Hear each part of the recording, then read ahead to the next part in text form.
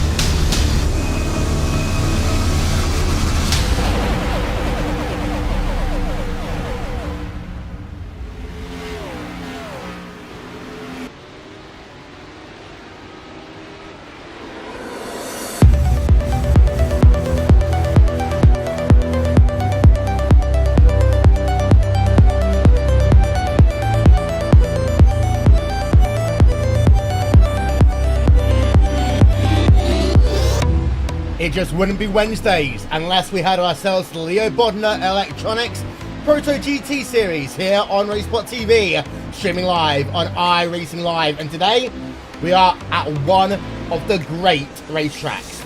This is Suzuka. It's the only Figure 8 racetrack in the history of Formula 1, and it's a track that has seen so many magical moments over the years. Yeah, we can talk about Senna and Prost in 89 and 90, but who can forget Michael Schumacher in 2000, finally getting himself a championship for Ferrari.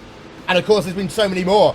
That huge crash at Adam McNish down at the 130R that led to the corner being reprofiled. And also, that pass on the outside by Fernando Alonso, that will clearly go down as one of the greatest in the history of racing, period. So we are here. We're at Suzuka, and today we're going to be racing for 1 hour. Track temp is air temp is 74 degrees.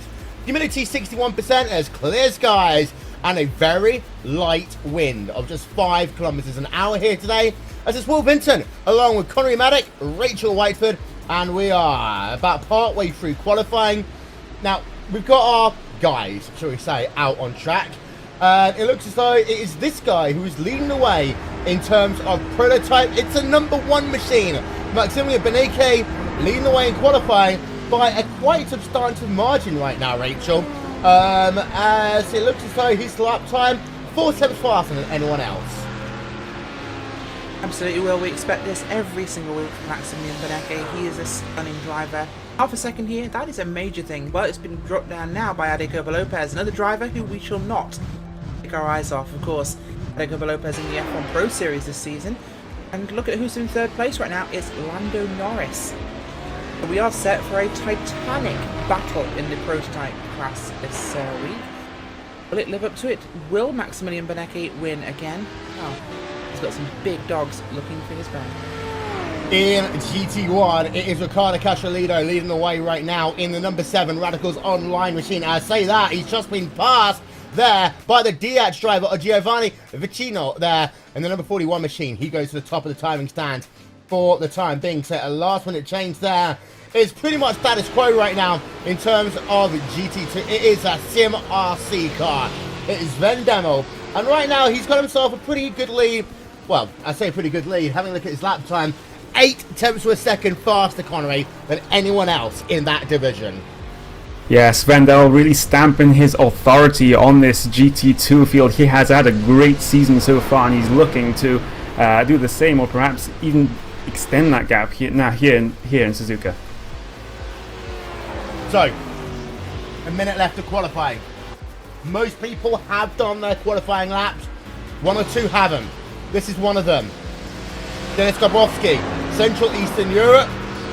So we can see him working himself down towards the 130R. And well, Connor, this corner, as I say, they reprofiled it in the wake of Adam Initia's crash, and I remember that crash so vividly in that Toyota. I think it was like a 2-hour delay they had, cleaning up, sorting the track out, etc. 130R though is still one of those real challenging corners in F1. Put a GT1 car in it, and then it gets real scary. Yeah, of course, even though the corner has been changed, it is still very, very scary as you're coming up to it. You've got a long straight before it. It gives you a lot of time to think about how you're going to approach that corner. One little mistake and you can be flying into the barriers. Yeah, most people have completed their qualifying laps right now. Having a look at Danny Garcia Filo in the number 15 Iberia machine as he heads himself right now down to the triangle. It's very slow here. Got to make sure you run the curbs, but not too much, especially in these prototypes. And you can see that checker flag is out. That is it. Qualifying is done. Starting grid. We'll try and put that one up for you in just one moment's time. But yeah, here we are then. Here's your qualifying. We start, of course, with your field in prototype. And Benique, number 1 machine there, pole position. Ade Copa Lopez alongside him. Julio Rodriguez Marino in 3rd, and Gabor Mex in P number 4. We'll cycle that grid back on, of course, you know. We sometimes have some issues. We've got that ticket running along the top of your screen in just one moment's time. Yes, actually, I take it back. Marino, pole position in that class. P number 1. Rachel, go. Yes, it's Julian Rodriguez Marino taking the pole position away from Maximum Benique, of course, Will. So, fantastic lap from him. 46.5. Maximilian Benique will have to start on his outside in the front row. Ade Coba Lopez in 3rd, alongside Gabor Mex. Starting in 5th position with Danny Garcia Fidal in the inside, and Norris on his outside. Behind that, Mark Herzl and Nick Thyssen, row 7 and 8. Will Tretheuga and Ashley Owen rounding out your top 10. Indeed, so there's a look then up above at this fantastic Suzuka circuit. And there, you can see is the thing we talk about. The figure of 8. Just where you can see that Bridgestone bridge right there. The track, just before the 130R, goes over the exit of Denga number 2. And this is the only track that's ever been used in Formula 1. So, that is used with a figure 8 racing surface. And there you can see your field as our aerial coverage today just loops down and shows you your prototype division. These guys now have got 20 seconds to get themselves on that starting grid, but you can see just how big this field is here today. With a short pace lap, there won't be much time to get your 3 classes really separated.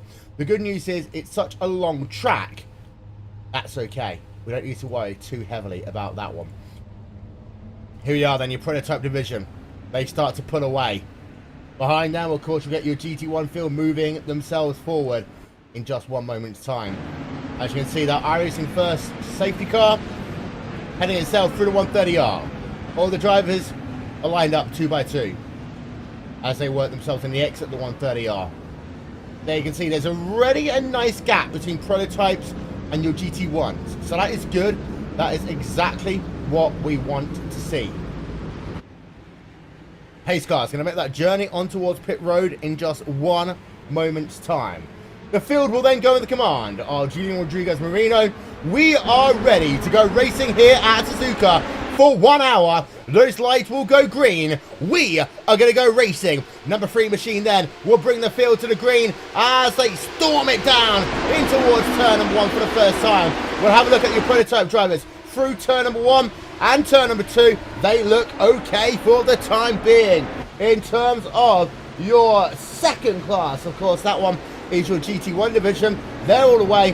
And then the GT2s, you can see they've got a good separation to start this motor race. But out front, it is that number 3 machine who's going to get himself a good lead, Rachel, already up to 1 second over Ade Copa Lopez. Yeah, spectacular start, Will, there by Moreno. And he pulls that car out a good wide gap. Of course, good start to his race. Big start there for Gianni Vasicio in the GT1 category. That's Richard Post machine.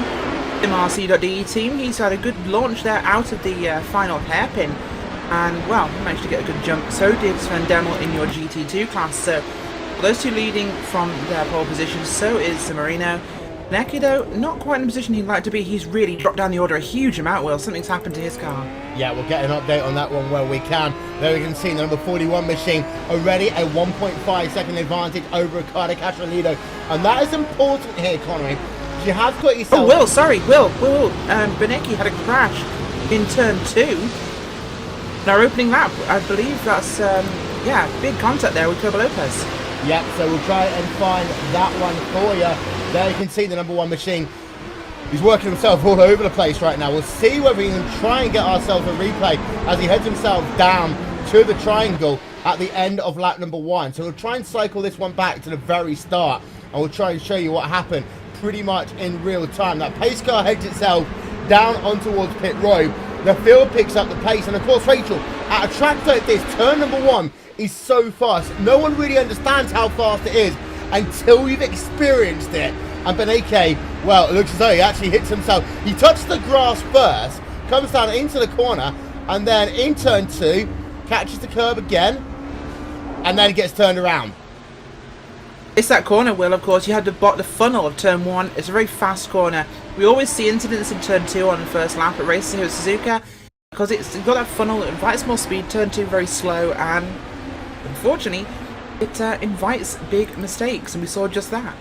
Yeah, a little bit of ping pong going on then at the start of this race, but Benecke, as a consequence of that one, is down a total, well, I say a total, he is down right now 4 places in this event so far, so not a good start by him.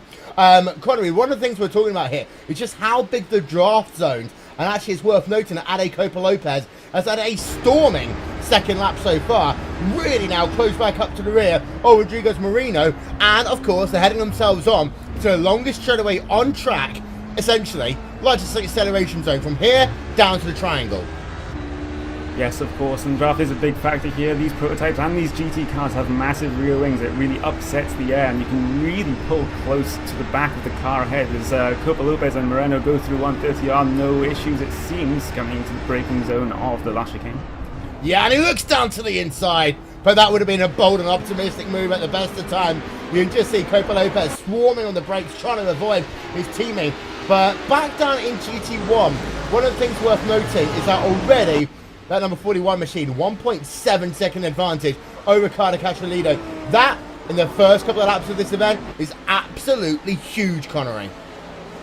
Yes, Vecchio really pulling out that gap in his early stages of the race. It'll be worth noting if he can continue this performance throughout the race, but he's sitting pretty right now. As you can see your top 5 in your GT1 division. Down in GT2, we have got ourselves a little bit of a battle going on. This is down in P number 5 and 6. Glenn Klopman in the number 27 Benelux machine, and Patrick Cruz, who we're right on board with as they work themselves through the triangle. Gap between those two drivers is about 0.3 of a second right now, exiting that final corner. And that final corner, Rachel, as well, people underestimate how difficult it is, especially in these GT cars, because it's off camber. You want to put the power down early, you do so, the back end can easily step out. Hello, tyre barrier.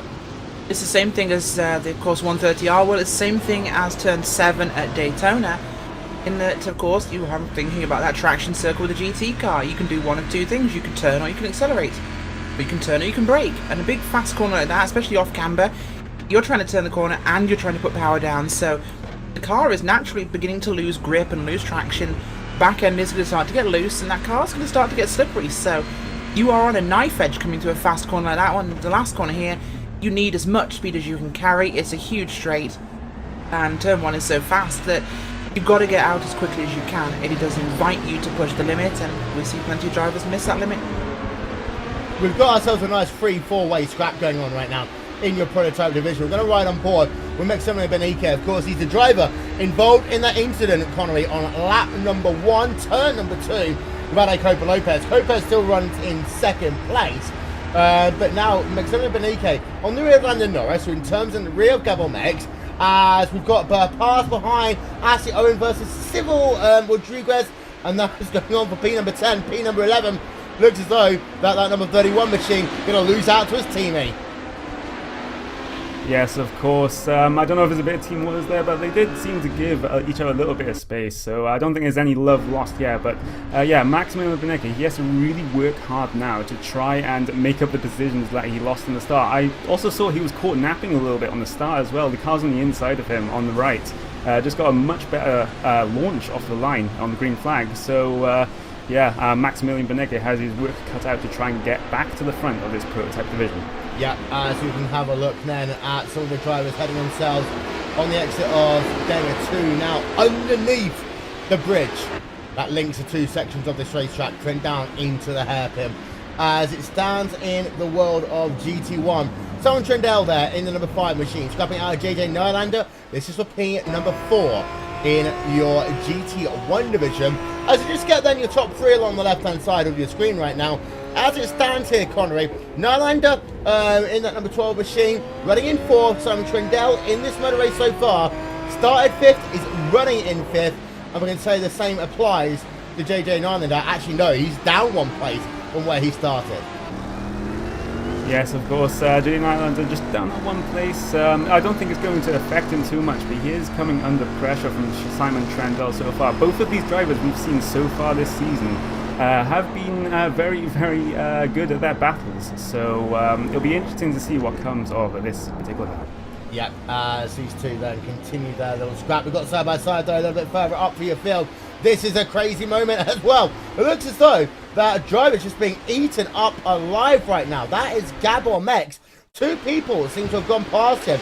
We'll have a look there from my aerial coverage. They can see right inside of your screen, there's one Gecko 46 sim racing driver. Then there's Abel Sanchez. Then there's Matthew Pomhun coming down the inside. That is about 3 places, Rachel, lost in 1 corner for that number 5 machine of Gabor Mex. That is not the way you want to start a new lap here. Oh no, he had a spin down at the chicane. He's lost a lot more than those positions. We're going to ride it on board of him. He had himself an incident down at the triangle. He did indeed, Will. In fact, just looking back at that now, and it was he turned across the nose, I believe, a 25 car in your prototype field. That was, I believe, looking for his number now. Lando Norris. Lando Norris. So yeah, it turns across the nose of Lando Norris, which is normally the other way around, but he gets spun, the car loses the front clip on the bodywork, and that's why he's so slow. He has to get everything back to the pits and to get repairs. That car will be retiring, well, at least coming to pit road this time by, we expect, as he will very shortly be at the back end of your prototype field. Just a little bit of lack of awareness there from someone we expect to have a lot more awareness. Gabor Mex is a great racer normally, and we'd never see him turn in on people like that. No, I completely agree. As you can see right now, Mertzel is right behind Lando Norris in towards the triangle this time by. No one do anything stupid in that one that time. Down in GT2, Rachel, we have got ourselves a battle that's carrying on between Colin Klockman and Patrick Paris. And it seems to me that neither of them has been able to do anything here. Klockman's not been able to pull away from Paris, but also Paris has not been able to really find a way past as they work themselves down into Denga number 2 once again. Yeah, they are a great fight here between these two. The Bushfink car out front at the moment of Klockman. Doing a good job. Not quite pulling away as he'd like, but he's in a good spot. They're catching Jordan Weeks ahead of them, and Patrick Paris behind is gaining, of course, on Klockman, but really looking forward to seeing what these guys could do once they catch Weeks, because they are gaining on that number 43 car there, Will. It's just not quite as quick as this pair, so we'll see what can happen from this one, but the gap's about 1.5 seconds between Weeks and Klockman. So definitely bigger draft effect for Klockman and Paris. We'll have to see what comes of this one. Well, Suzuka, very drafty track. Big straights, big speeders. Here comes Paris looking to the inside. Offensive line there taken by Klockman. Klockman will have to pull out wide as we approach 130R. He needs every inch of tarmac for this corner. Will Paris take a look? He does not indeed take a look there. He'll stay in line. Will we see a late move into the chicane? We will not see that one, but under attack at the moment, Will, and they're right on the back of Jordan Weeks. Yep, Jordan Weeks, of course, running there in that number 43 machine. You want live timing and scoring? That's alright, we've got it for you. Visit RaceSpotTV /time for up-to-the-second information about what's happening on track. You will notice, if you're watching live timing and scoring, Gabor Mex has indeed come on towards pit road. So his day, as Rachel alluded to, is pretty much done for the time being. A freeway battle going on in GT2. We've got a class that close battle going on between JJ Nylander and Simon Trindle right now in your GT1 field as well. It is worth noting, in your battle for the race lead though, Rachel, the number 41 machine has been caught now by Ricardo Castrolido by about half a second. Although Castrolido there just running a little bit wide on the entrance into Spoon. Absolutely, but you said a race lead. It's the race lead in GT1, perhaps. I As Granny Vecchio, he is definitely doing a good job, but he has been wound in by Castrolido. Lido doing a spectacular run this time by. Last time was a 56.278 for him. Vecchio was doing a 56.388, so definitely a 3-4 hundredths faster there for Lido. Not a huge margin, but over a race duration of an hour, this will make a difference. He's in draft range now, so watch that gap get a lot closer. We'll see what lap times are this time by the stripe. So there's a fair indication of their performance at the moment as they'll come past the line. We'll see what those are. For your leader in GT1 at 57.086, Castrolido with a 56.6, so 4/10 difference, Will. Yeah, that's pretty substantial in this form of motor race. So Castrolido then eking into that gap. And part of that could be, Connery, these tyres, you can abuse them very quickly. We can go back, though, to prototype right now. We're riding on board with Ashley Owen in one of the Gecko Vortex Sim Racing cars. He's got Will Thuga right ahead of him in the number 29 machine. And right ahead of him is Lando Norris, who we know might have a little bit of damage because of that incident he had down at the Castle Triangle a couple of laps ago. As around the outside will go one driver, Ashley Owen flashing his light saying, "Oi, come on Lando, get out of my way." Yes, of course, Lando Norris has been in the wars, and he did get out of the way of Terraguta there, but I don't know if he wants to do the same to Ashley Owen. He probably will, and if he's going to do it, it's going to be on this pit straight here. Ashley Owen closing up to the back. He pulls to the inside.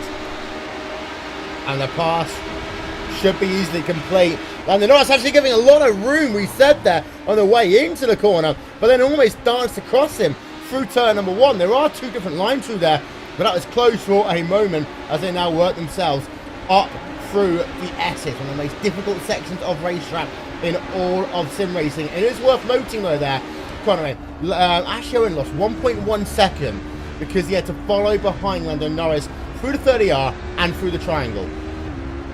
Yes, of course, and you have to deal with traffic a lot as a prototype, but that traffic usually isn't ones of your own class as they hit said traffic here. Will Terraguta just getting past some of your GT2 traffic. So they're starting to hit traffic now, Will. This will be very, very interesting. Yep, for the first time they'll be hitting traffic. Let's go and have a look then.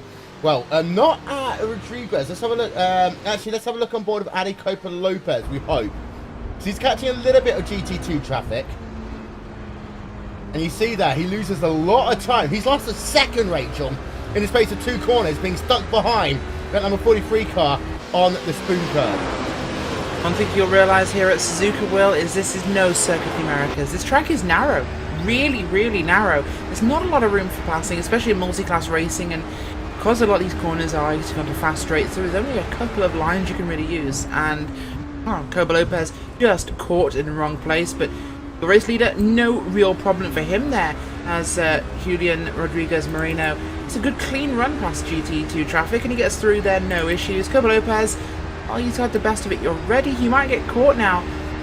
One of them heading into the first and second corners. You'll be right behind him in the S's as he gets behind him, loses more time behind, I believe that's number 19 car in your GT1 car, GT2 category. That's Christoph Dunkiller, and wow, this is only hurting Coba Lopez as his race chances of winning seem to be slipping away.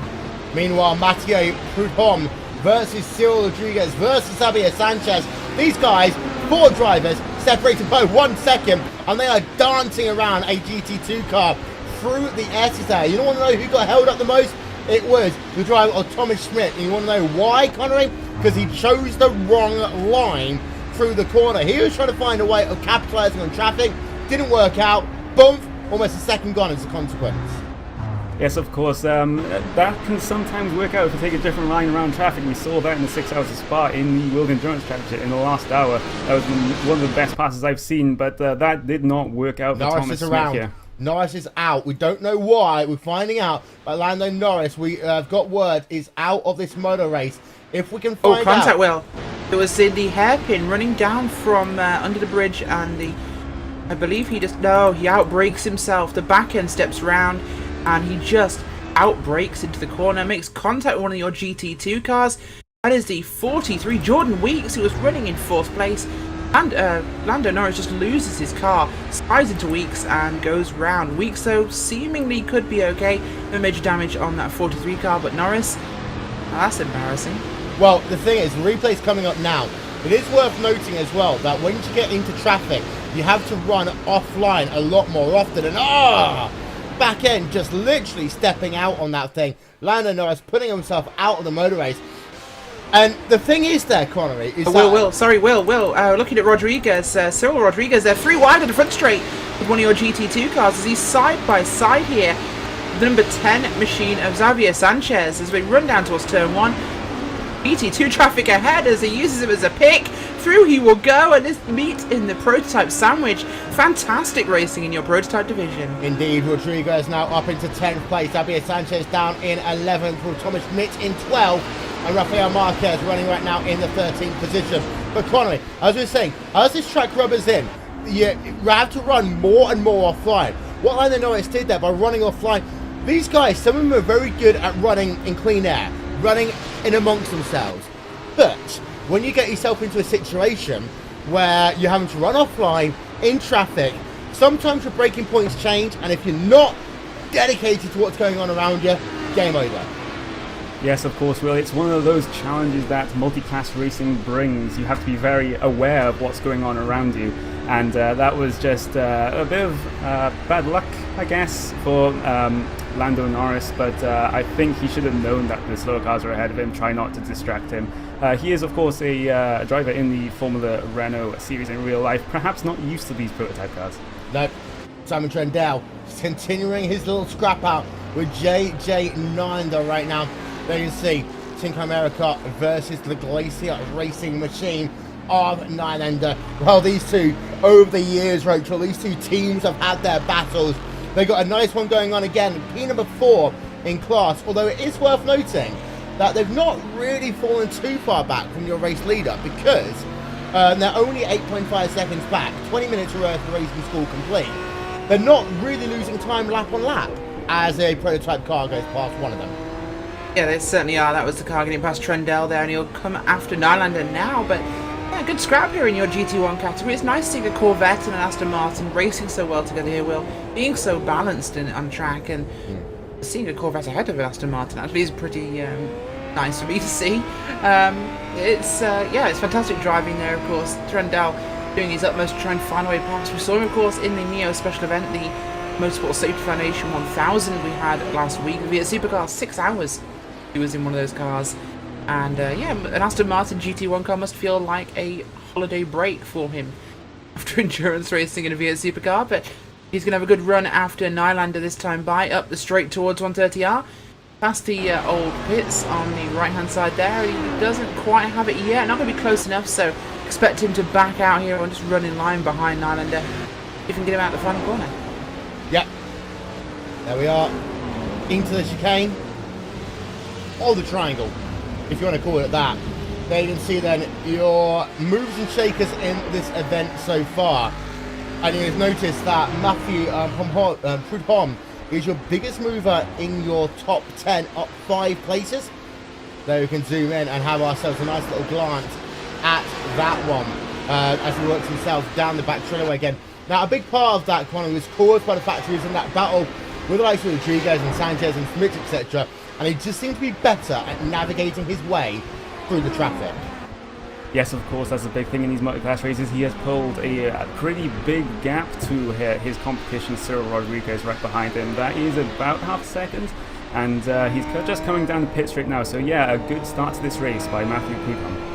Having a look down in your GT1 division, you'll see that there's not much moving there. Your biggest mover is Mika Liquid inside of your top 15. There you can see him. In that number 13 car, it's up 3 places. 2 of those has been done on the road. One of them because Joni Tankkinen, Rachel, is out of this motor race. He was out very early on here today. Yeah, he was, and that's unfortunate for Joni Tankkinen. But He's the only retiree so far from GT1. Rob Ballista is injured, but he's still running. Ankin had a spin early on, so unfortunate the end to his race. But looking at GT2 at the moment, as we look at our final class, was always the first to be lapped, always the last to finish. And Demol still leading in that category. Stefan Overgaard is behind him and holding a good position there in the Blackadder machine. Christoph Stenkeler is running back in the 3rd spot. That's a car we've not seen before. The Milan team machine. Jordan Weeks, Patrick Perus, Cohen Klopman. It's a pretty good race down here, but it's pretty spread out as well. Well, Weeks, Perus and Klopman have separated by quite a bit now, so that battle has died down. Yeah. I'm going to make a technical point. Oh, dude. Technically, GT2s aren't always the last to finish. Technically. True, if they cross the line just to be like behind the prototype leader, it could be the first to finish, but semantics. We've got a side-by-side, by Semantics, the way. Will. Mikola Likri versus Denis Gabowski there. Mikola Likri looking this way. He's going to lose that position down in towards turn 1. Dennis Gabowski up 1's place as Simon Trindale has come on towards pit road. We've got a couple of people doing this early stop strategy here, Connery. Simon Trindale's the first one to do it in terms of your GT1 field. And in terms of your your prototype field, we've had ourselves Daniel Campos, who was the first one in that Iberia machine. Yeah, and that's more to do with your space on the track and trying to avoid traffic, because the thing that loses you the most time here is traffic. So just trying to get into a bit of clear air and try and put some very, very good laps in. On board right now with Ashley Owen, number 8 machine. Will Thurukula right ahead of him. Past a little bit of GT1 traffic, and Ashley Owen wasn't able to capitalise because it literally is 2 cars wide on the run down into that hairpin. Let's ride on board a couple of corners with Ashley Owen.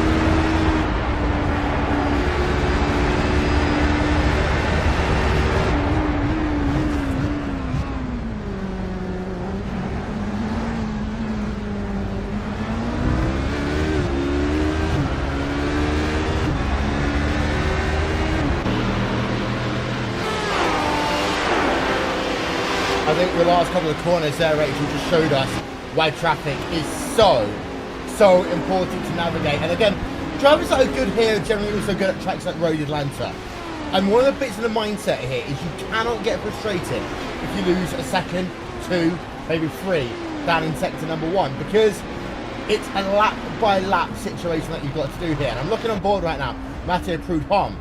And yeah, he's going to be stuck behind that GT1 car for a couple of corners, but because of the fact he's timed his move to perfection, he can gain a little bit over the guy right behind him. That is Cyril Rodriguez.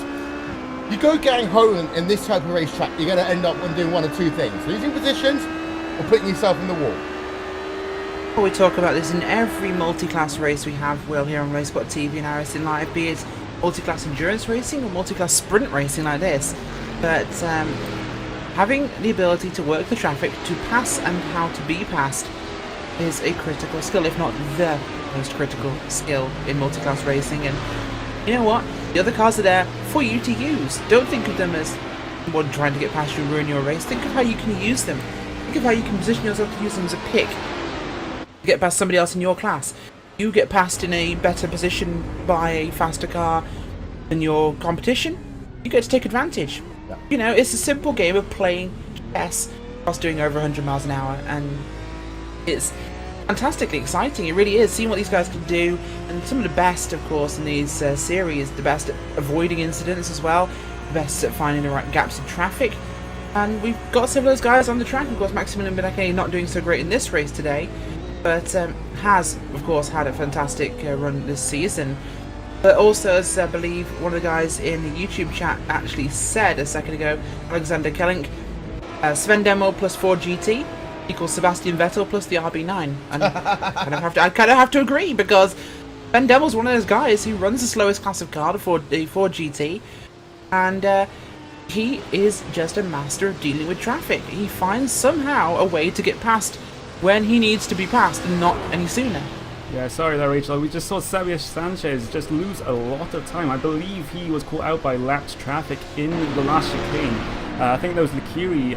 It forced Xavier Sanchez to take the runoff going into the chicane, and that loses all of his time going down the pit straight. He has a little bit of after contact as well with Likiri, so Sanchez not having a great couple of corners.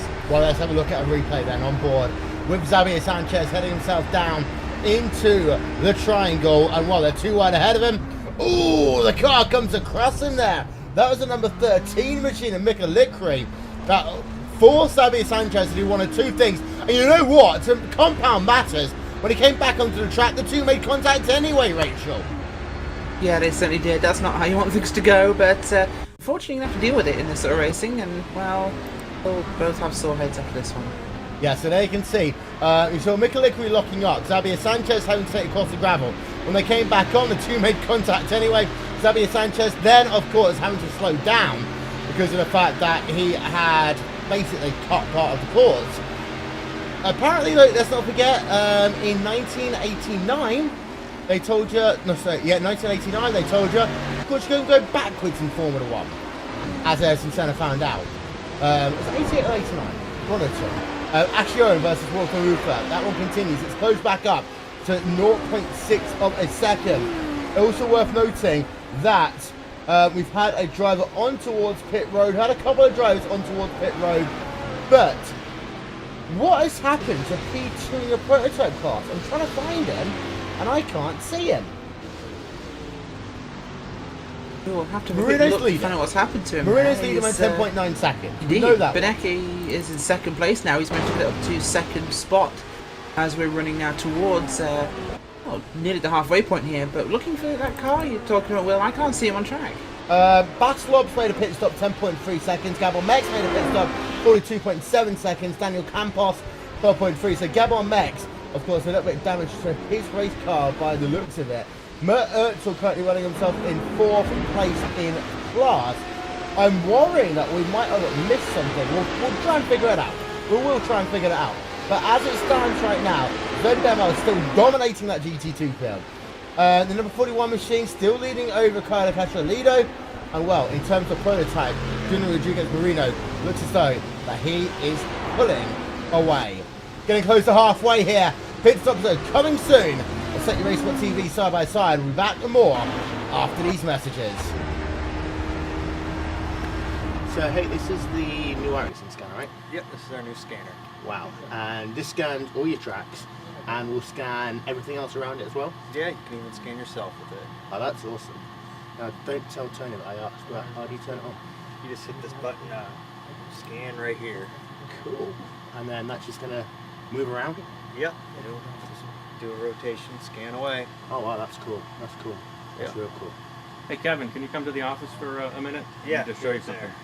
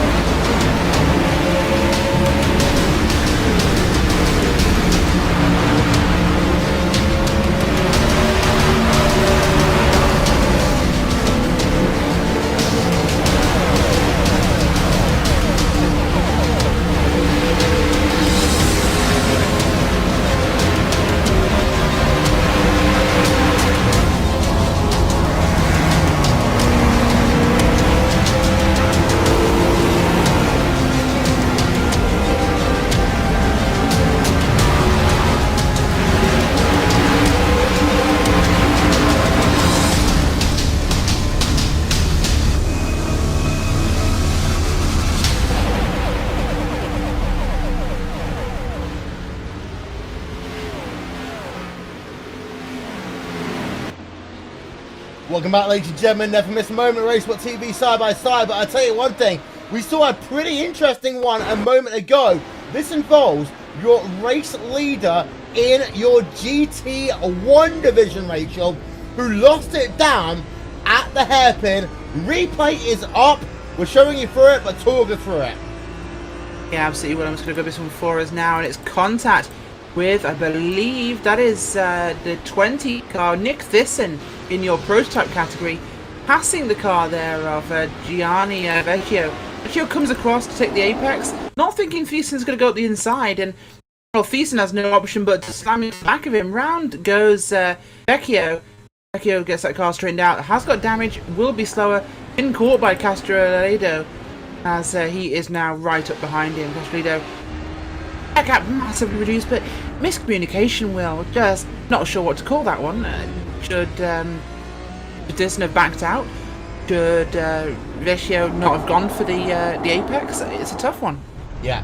Having a look at a replay from on board. Now let's have a look at one from up above, and let's try and figure this one out.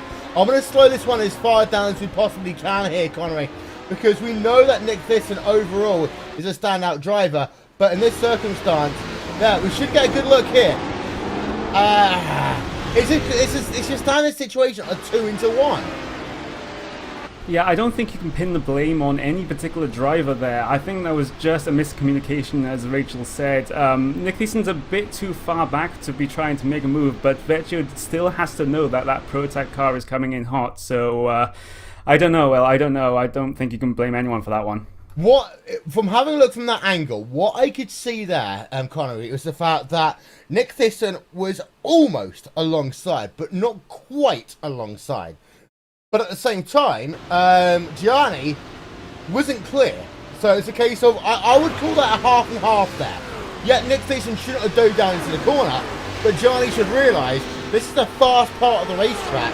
It is pretty much single groove down into the hairpin. There's a bit of give and take, and we said this before. Endurance racing, give and take. Yes, of course. As I said, you can't really blame anyone for that. They're probably both equally at fault, if we can say it that way. But yeah, that's just one of those things in multi-class racing with the closing speeds. You just have to really, really be aware of everything around you. Well, that means that Riccardo Castrolado, Rachel, is back into the fight in terms of your GT1 field. And now I'm thinking, well, this is Riccardo Castrolado, the ability to start thinking strategy. Think about how can I get the upper hand, be it either on the racetrack, psychologically. How do I, now Gianni has made a mistake, how do I make him make another one? Exactly, and sorry, Rachel. Go ahead, Rachel. Go for it, Connery. Go on. No, it's to me, go on. I was going to say that Castrolado can just apply the pressure to Vecchio now. Vecchio has already made a mistake, as you say. Well, you can force him into another one. He's not in his right space right now. You just have to get him where it hurts now. Yeah. As having on board there, a look at your GT1 driver, Riccardo Castrolado for the Radicals Online organisation as it stands. Well, we've got ourselves a good race in our hands in GT1. So a little bit quieting down in GT2, as we talked about earlier. Still got that battle going on with Copa Lopez. What's happened to Copa Lopez, Rachel? That is what we were trying to find out. Copa Lopez from P number 2 is now down into P number 9. He certainly is, and he was just passing, I believe that's the car of Birdhome, actually, getting passed by Birdhome as they run up the straight. He's obviously had some contact. We'll have to take a look at what's happened a bit earlier for him, but GoPro Lopez having some issues on the racetrack as they all get bottled up behind that GT2 car, and they get through. They're going to have to try a Stinker, I believe, that's 19 car, as they will get through. Copa Lopez still behind him, and the number 2 machine just, wow, yeah, he's really dropped off the pace here. He has. And this is not a good day for Copa Lopez all of a sudden. We don't quite know what happened to him because he's not been on pit road. That's the thing, Connery. So something's happened to Copa Lopez away from our screen. As a consequence, he is now down 5 places, getting held up a little bit there by the number 14 machine. And you can see he's trying to be ultra aggressive right now. And this is what we talk about. You can't be too aggressive, especially in a prototype here. Because if you do, you are going to end up forcing yourself into an issue you don't want to be in. Ade Copa Lopez, though, this is not the day he would have wanted at the start of this one. And I think I found the incident that caused him to be so slow. Coming into turn 1 on lap 13, he goes a little bit too hot into turn 1, just snaps, and he has some very light contact with the tyre barrier, but he went right through the gravel, lost a lot of time. So there we are then. That is a situation for the driver of Ade Copa Lopez in your prototype division. There you can see Simon Trendell. He's made himself a pit stop already, 10.9 seconds. But Ricardo Castrolido versus Gianni, that one stays how it is, Rachel. 0.6 on a second, and this is a great little scrap right now. Yeah, it really is. GT1 category certainly becoming exciting there as your leader, Gianni Vecchio, gets past one of the 4 GTs. Castrolido is really on him here now. Gap a couple of seconds, but they're in sight well. That makes the whole world of difference now. Ricardo Castrolido can see the class leader. He knows where he is as your leader will pit now. That was Gianni Vecchio diving for pit road here. He'll come and get his fuel service. Very hot there on pit road. Might have spared. We'll have to take a look at this pit stop and the entry. That was smoking those tyres to get across the line, and something he can't afford to do as he will not be taking tyres on his pit stop. Well, the thing there is, Rachel, people forget as well, it's a downhill off-camber pit road entry. It is very easy to speed here. We're going to have a look at the pit time there for Giovanni as he makes himself his one and only service of the day. You can see that pit timer up now. We expect, yeah, he didn't quite speed there. 13.3 seconds out and away. But you're right, it's very easy. Just be a little bit too hot on towards pit road. It certainly is, and this pit entry certainly invites it. It's one of the faster ones, and he went down there, a lot of his brakes locked up, managed to bring it under control down to speed. He'll filter out now. Up, it's contact there as he was up the inside, coming through turn 1. I believe that was the 17 car. Bit of 32, yes it was. That was Ilya Bogshov. As he shoves him out the way. Coming through turn 1, he wanted past there. He wasn't being very patient, but through he goes, and we'll have that position. Well, let's have ourselves another look at this one then, coming out of pit road with Johnny in another 41 machine down in towards turn number 1. Yeah, it's like, excuse me, this line is mine. And turn number 1 here, Connor, is a bit like turn number 1 at Road America. The pit exit feeds right into the racing line. Yes, of course, and that's something your drivers have to be aware of. I do not think Bogashov exactly was aware of Virtue coming out of the pits, but he did have a sight of him coming out. But so not sure what happened there. I think it was just a lapse of concentration by Bogashov. Yeah. Mertel then on pit road. We've had him on pit road. We've had Maximo Beneke on pit road here today. Very varying strategies here, Connery. With a 1 hour race, this is the thing that's worth remembering. They can get at least 3/4 of the way through on this first tank of fuel. It will come down to what they do with tyres, they take tyres, what they do with the fuel situation, and traffic. Traffic is a big factor in terms of who is going to win this motor race here today. As we're just having a look there at Nick Beeson in the number 20 machine. And he's one of those drivers that could well cause a little bit of an upset here with 20 minutes and 20 seconds left to go. Oh, sorry, Will, just before Connery replies to you, Maximilian Benecki has just been in for his pit stop. I told you that. Did you? Yeah. My gosh, I forget to bring. That's alright, no one listens to me anyway. No, we don't listen to you. Of course, yes, Nick Thiessen can be a little bit of a dark horse. He does have the pace in these prototype cars. Perhaps hasn't shown it so far this season, but he definitely has some potential. But yeah, some of your prototype cars in that have been at the moment, Maximilian Beneke and Ade Copa Lopez, they have already been in. But let's see if people come in this time. Yeah, we'll have a look then for my aerial coverage here today on RaceSpotTV. Brought to you by Leo Bodnar, the official sponsor of the Leo Bodnar ProtoGT Series here every Wednesday night, well, at least for this season, on RaceSpotTV and on iRacingLive. Shout out to the Twitch gang watching Wednesday night primetime for the first time on RaceSpotTV on Twitch. And of course, a shout out to our fabled viewers that are dedicated, loyal people over on YouTube Live. And of course, let's not forget our third streaming outlet, Facebook Live. Shout out to Jack. Happy belated birthday to Jack Davison from iRacing, of course, who provides our iRacing Live on Facebook coverage. So, GT1, we've had most of the people in. Riccardo Castrolida is one of the people who haven't pitted here. Giovanni has pitted. And Rachel, as we go through this motor race, get ourselves into that last 20 minutes, what it means is it's starting to favour Castrolida now, especially as Giovanni has had himself that incident down at the hairpin earlier. Yeah, he certainly did, and that was a real time killer for them, of course. But actually, that does need to come in, of course. The later he pushes this one, the longer he runs on fuel, the shorter stop you'll have on pit roads. So it's not as though tyres are going to be a factor. Pushing it later will be an advantage for him, but has to make sure he's actually gaining time. He's not in dirty air. He's running in good clean air at the moment, so that's a benefit to him. Not having to let cars through, not getting caught behind GT2 cars. So staying out right now, ideal strategy. It is an ideal strategy. These guys continue their fight. We've not really talked much about GT2 here, Rachel, and the reason why is because they are spread out. And I like your comment, the RB9 comment about Sven Demo, because yeah, he continues to lead and dominate once again.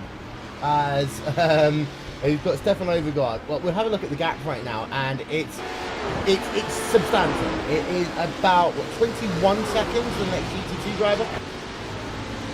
It certainly is, and that's a massive gap. It's just incredible. The guy's led from the off, and he does pretty much every week well. And Demel is largely unbeatable in a GT2 car. Sorry, he was in the Neo Endurance Series as well, and it's fantastic to see someone this powerful. But can anyone challenge him? Yeah, it's been a very interesting event so far. More people on towards pit road then, and this is where things are really including Demel. Sven Demel is on pit road now. So Sven Demel is on pit road from your race lead in class. Now, about half your field have come in GT2 already. We're still waiting for the other half to come in. Sven Demel, we expect this pit stop to be about 14 seconds right now. We'll be out and away in just one moment's time. 13.4 seconds. Here he comes. Back out onto track 10. Stefan Overgaard is on pit road as well, Connery. So there's not going to be any real surprises in terms of your GT2 battles. It is worth noting that Castrolida continues to stay out on track as he will come on towards pit road with less than 15 laps remaining. Yes, Lido's stretching that stint out as far as he can, but yes, Sven Demel, it just shows how much of a gap he has on the rest of that GT2 field. He had finished his pit stop before Stefan Overgaard even began his. He's just absolutely dominating this field at the moment. Yeah, Castrolida. Let's ride a couple of corners on board of him then. We expect him towards pit road this time by.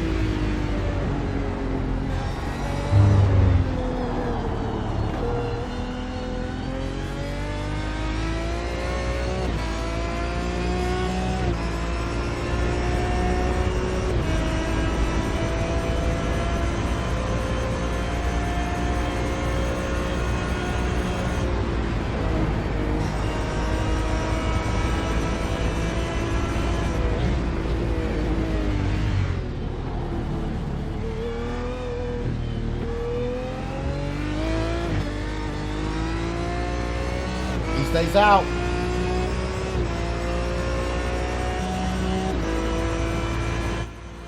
While Castrolida stays out for another lap, and this is really now starting to help Castrolida, and it's starting to hurt Gianni. I'm having a look at the gap between the two of them. I'm having to do the math in my head right now and have a look at the lap times, because last time by Gianni... leader on pit road, sorry Will, Julian Rodriguez-Marino hitting pit road. Yeah, but Rachel, in terms of your GT1 field, Castrolida not only hasn't pitted yet, he is... last time by 6 tenths of a second faster than Giovanni. So, as it stands, Castrolida should lead this motor race in GT1. Yeah, he certainly should. And the Club France driver should come out ahead of the car, of course, there of Vecchio.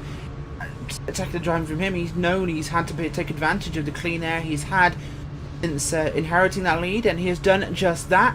This should, of course, leapfrog him in the pit cycle. We'll see that when it arrives, as Marino leaves pit road, Will. Yeah, so Philo, we're looking at him on pit road right now as he comes in to make his 190 pit stop. To give you an update, Marino did a 12.6 second pit stop. Philo did one in 10.6, of course, less fuel required. But Marino then, despite the fact that other people around him have had issues, he hasn't had one. 7.1 second advantage over the field right now. Cyril Rodriguez is on pit road as it stands. There you can see him making himself his pit stop. You've got Matthew Paham right behind him. Look how close they're going to be. Coming out of pit road right now. In fact, they are going to potentially be side by side. Rodriguez will just get it. Rodriguez will get it there over Paham. But my word, wasn't that close, Connery? Yes, very, very close indeed. And another thing to note here, like I just saw, Maximilian Beneke, very, very quick stop, 9.9 seconds versus Moreno's 12.6. And guess what? After having that instant on the first lap, Maximilian Beneke is now only 7.4 seconds behind your leader. But there's only 12 minutes to do anything about that one, so you would argue, Rachel, that it doesn't really matter. Now, all of a sudden, Marino can put himself into cruise control. Oh, certainly can. Yeah, should realistically we expect to have about a 7 or 8 second gap to your second place car of Maximilian Beneke. Beneke is not going to win another race, unfortunate for him, unless something major happens here. He's been dominant so far in the season, but this may not just be his week, so Beneke will have to settle for the second step of the podium. Marino, yeah, he can take the pan off the boil. He can just settle back to a simmer and let that car bring it home. But he's going to have to be careful it doesn't boil over, because we've seen people pushing too hard when they don't need to in the past. Yeah, there you can see there, Cyril Rodriguez in that number 31 machine versus Paham. Gap between those two is 0.5 of a second. What we want to see is the fact that Ricardo Castrolito came on towards pit road, Connery. He came out in 10.9 seconds. Compare that to the 13.4 second stop for Gianni Ficino. And what that means is that we've got a new race leader in GT1. Ricardo Castrolito leads in your GT1 division now by 3.2 seconds over Gianni. We called it. We called it. We know what we're talking about. Yes, we did. We do know what we're talking about here at RaceSpot. But Castrolito leading your GT1 division now with that pit strategy, and just an outright speed on Vecchio as well, because Vecchio is carrying a little bit of damage from an earlier instance. So Castrolito leading your GT1 division. Indeed so. So there's Gianni then, as he's heading himself now in second place. 2.8 seconds. It is worth noting though that we were talking earlier on, Rachel, about the fact that Castrolito was faster before the pit stop. Gianni is now closing up a little bit to Castrolito. Last time by, of course, you had to include the fact that Castrolito came out of pit road. But I think that Gianni is going to push at the next couple of laps. This could well be a grandstand finish with just a few laps of this event to go. I make it no more than 6 of this motor race left. It certainly will be an exciting one, of course. Vecchio there heading into the braking zone for the triangle, as there right ahead of him is Castrolito. They are not far apart here, Will. The gap is not that big that Castrolito took the advantage by. It's been enough for him so far. We'll have to see what Vecchio can do. Of course, Vecchio is nursing damage, so might be helped here by being in the draft of the other car, Will. So if you can catch up a bit closer, a draft could be a major benefit. It could get him close enough to make a pass. Yeah. And that's when this will get interesting. So then, let's have a look. That is the gap between the top two. We have still got a lovely little scrap going on. Xavier Sanchez. We don't often talk about this mid-pack in the Prototype division and off-races. Xavier Sanchez running himself in P number 10 range. Baslov in P number 11. Ade Copa Lopez. His day continues to go from bad to worse. He's running himself in P12 in class, a part of the sandwich. And ahead of him, of course, we've got Matthew Paham versus Cyril Rodriguez. And they are scrapping out for P number 8 on track. Yeah, they certainly are, and it's getting interesting, of course, back in P8. Of course, this race, not just for the top steps of the podium, it's also throughout the top 10, and got some big fields here, of course. We had 45 cars start this race, Will. A huge race again. 2 splits in the iRacing official event for the Leo Bodden Electronics ProtoGT Challenge, and well, it's proving to be incredibly popular. It is. As Copa Lopez is right on the rear, trying to negotiate for that traffic on it, and he's doing some... I'm sorry. That was a pretty crazy thing there. I always say, unless you know you can make the pass, probably the leader. Copa Lopez looking inside, looking outside, looking towards on the grass. That's not the way you make passes. Yes, he knows he's faster, but that's not the way to get yourself past competition. Yeah, of course. Sometimes you can be a little bit unsighted of the lapped cars ahead of you. I think Gobble Lopez went for the inside, expecting there to be a gap there, then suddenly traffic. It's like suddenly a traffic appeared from Pokemon. Wild lap traffic appeared. I would do, but I'll get sued.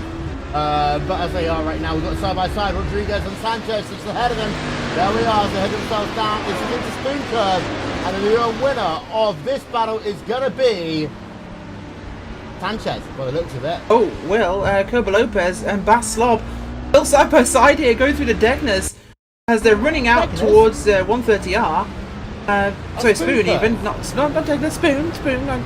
It was one of them. But they're running up now towards 130R, and he's just managed to get through there. Koba Lopez pass on Bas Slob, which, you know, the two names are massive. Bas Slob and Koba Lopez, huge. And here they are battling for what is essentially 11th and 12th.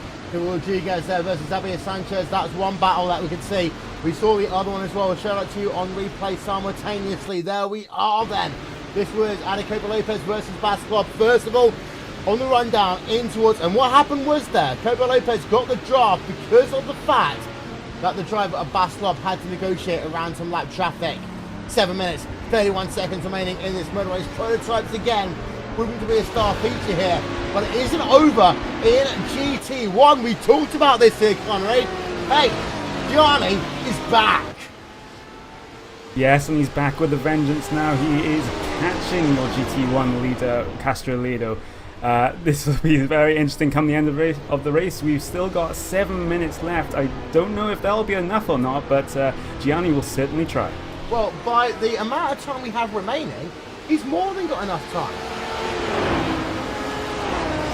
Yes, of course, he's just very, very close now, and I think Castro Lido was a little bit slow coming out that one. You can see Gianni just catching through 130R now, just waiting for the braking zone into the last chicane. But yes, this should be shaping up to be an exciting final battle for your lead of the GT1. I think the thing is here, Rachel, is that the situation, as we're looking at Gianni, there's a gap in front of him. What's the gap in front? There we go.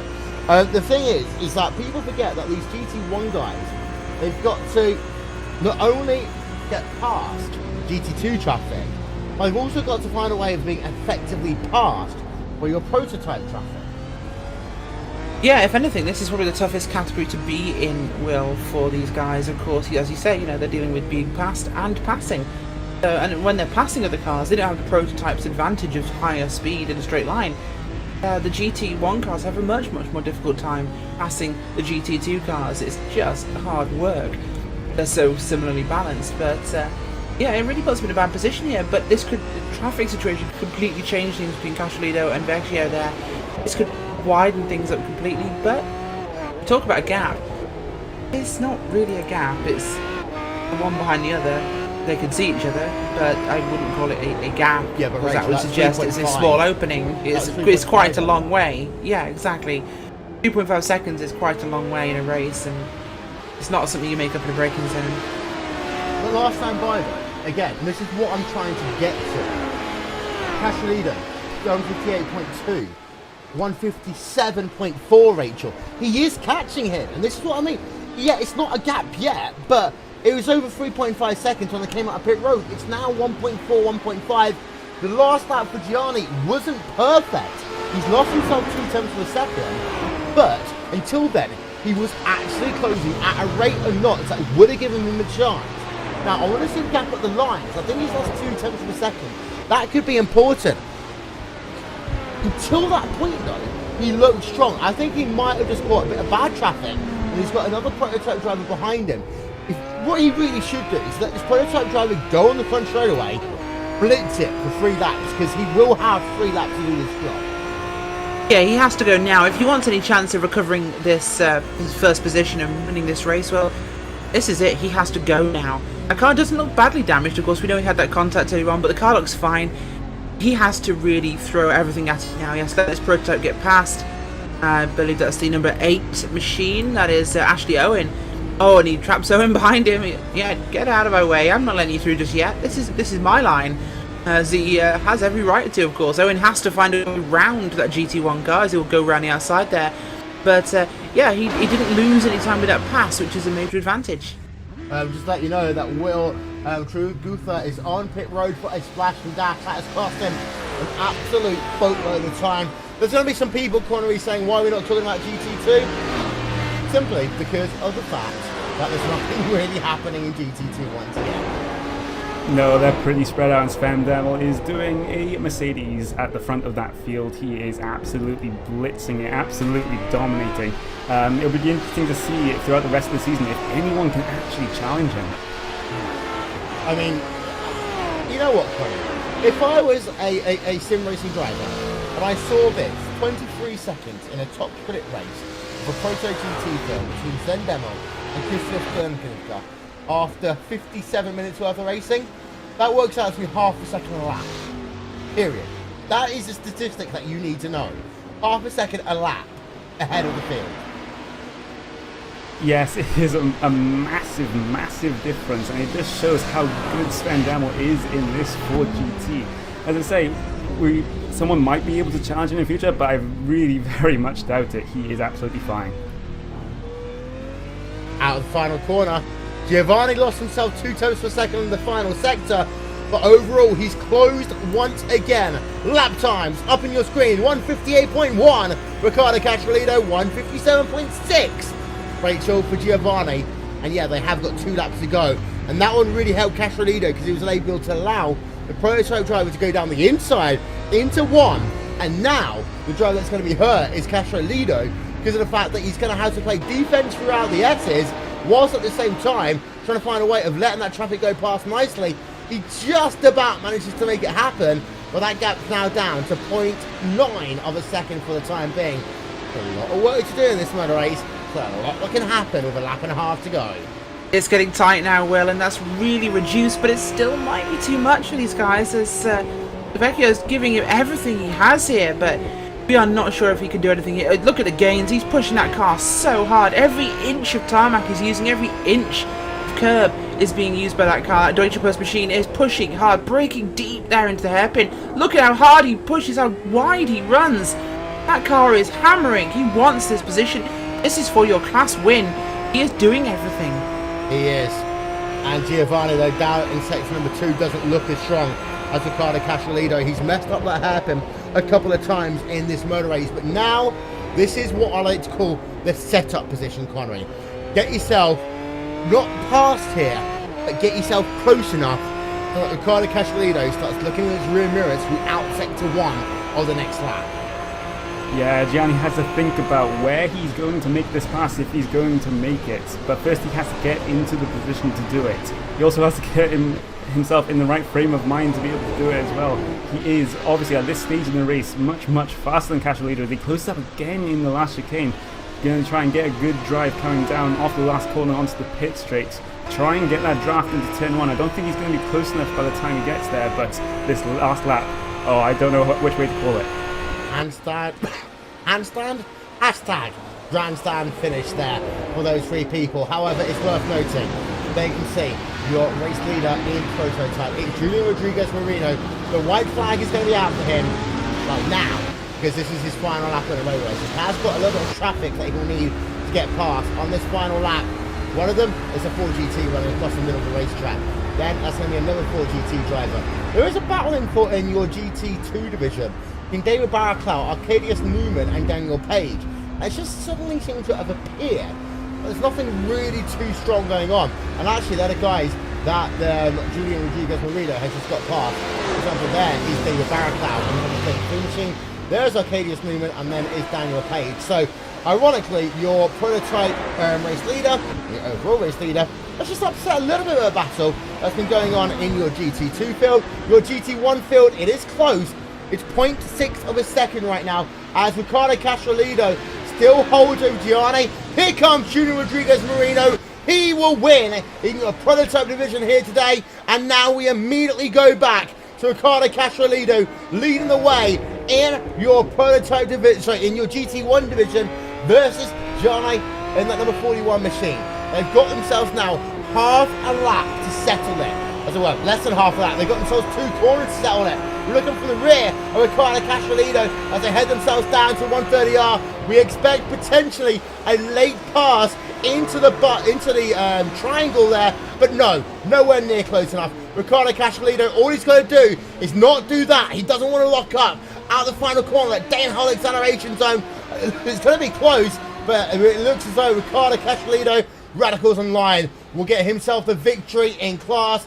Gianni will have to settle for 2nd place there, and Sven Demel, there we can see him, he is going to win in your GT2 field. Well, Connery, we had ourselves the intrigue of a battle at Castrolido.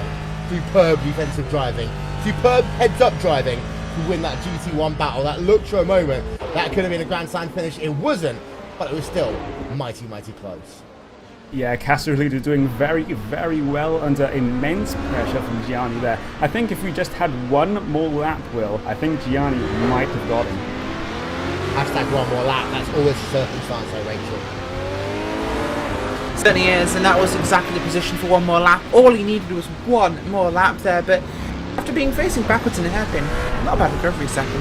No, I completely agree. 2nd place, it could have been so much worse, and of course, that driver will be ruining the fact that he made that incident down at the hairpin, because that really did cost him the chance of victory. Let's get a look then at your final race results here today from Suzuka. As it has been a crazy race. It's been a fantastic race. And we start, of course, by looking at your prototype division. Julian Rodriguez Moreno leads, and he wins by 7.5 seconds over Maximilian Beneke. Beneke had himself some issues. Dropped down to P6 at the start of this motor race. Was able to work himself back up through the field. Then Garcia Filo in 3rd. Ashley Owen in 4th. Mert Ertzman in 5th. Nick Thistle, of course, had himself an issue in this race. He finishes 6th. Adi Copa Lopez was as low as P12 at one point. He bounced back up to P8, but of course he wanted so much more than that from today's event. There's the remainder of your prototype field. A big prototype field here today of 20 drivers, as you can see. 23 drivers, actually. Lando Norris will be classified last in class in GT1. Riccardo Castrolido winning there by Gianni Vecchio by about a second when all was said and done. Efkan Buruki there in the 3rd place. Simon Trendell in 4th. Of course, had that fantastic battle with JJ Nylander all race long. And actually, Trendell was able, with a sequence of pit stops, to get himself past JJ Nylander. And that's why the undercut and the overcut sometimes have their advantages. Marcin Krysik there in 6th. Nikolai Kri in 7th, which was able to move himself there past Ilya Butchkov, who had himself a horrific cycle through the pit stops. And we then cycle it on back. There you can see Joni Tankonen finishing last in class there. Sven Demel, of course, winning in GT2. Could you expect anything else? Sven Demel wins. Christoph Sternecker in the 2nd place. Stefan Overgaard in 3rd. Ben Klopman in 4th. And Patrick Pruis rounding out your top 5. Well, that, ladies and gentlemen, is all we've got time for here today. But don't forget, it's IndyCar night on Friday. And then we've got ourselves more action coming your way this weekend as well. It's the 2nd part of an all-Japanese doubleheader in the iRacing World Championship Grand Prix Series. And the stakes at Okayama have never been higher. Martin Kroenke versus Gregor Hutu. For the first time, really, in 3 years, we have something that isn't just a pipe dream, it's reality. Gregor Hutu's championship is seriously under threat. And Martin Kroenke looks as though he could well be the driver to take that one away. To join us from 1:30 PM GMT here on iRacingLive on RaceSpotTV as the story of the biggest and best open-wheel sim racing competition in the world takes itself another chapter. And of course, there's so much more racing going on RaceSpotTV this weekend. We hope you can be a part of it. Meanwhile, of course, from all of us here at Suzuka, thank you so much for being a part of our coverage. Will Vincent, Rachel Whiteford, Connery Maddock. We will talk to you all next time. Good night.